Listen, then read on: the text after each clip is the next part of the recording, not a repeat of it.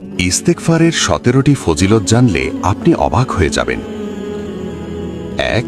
ইস্তেগফারের কারণে প্রচুর বৃষ্টি বর্ষণ হয়, বাগান ও শস্যে ভালো ফসল হয়, নদীনালা থাকে জীবন্ত।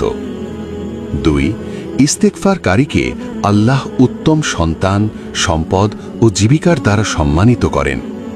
3. দিন পালন সহজ হয়, কর্মজীবন হয় সুখের। 4. দয়াময় আল্লাহ ও বান্দার মধ্যে যে দূরত্ব আছে তা মিটে যায়। 5. ইস্তেগফারকারীর কাছে দুনিয়াকে খুব তুচ্ছ করে দেওয়া হয়। 6. মানব ও জিন শয়তান থেকে তাকে হেফাজত করা হয়। 7. দিন ও ঈমানের স্বাদ আস্বাদন করা যায়। 8. আল্লাহর ভালোবাসা অর্জিত হয়।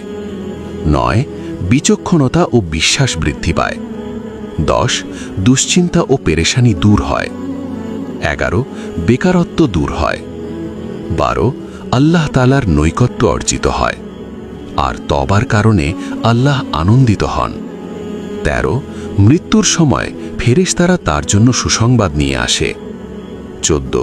হাসরের মাঠে মানুষ যখন প্রচণ্ড গরম ও ঘামের মধ্যে থাকবে, তখন ইস্তেগফারকারী থাকবে আরশের ছায়াতলে।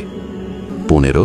কিয়ামতের দিন মানুষ যখন অস্থির থাকবে, ইস্তেগফারকারী তখন ডানপন্থী মুত্তাকিনদের দলে থাকবে।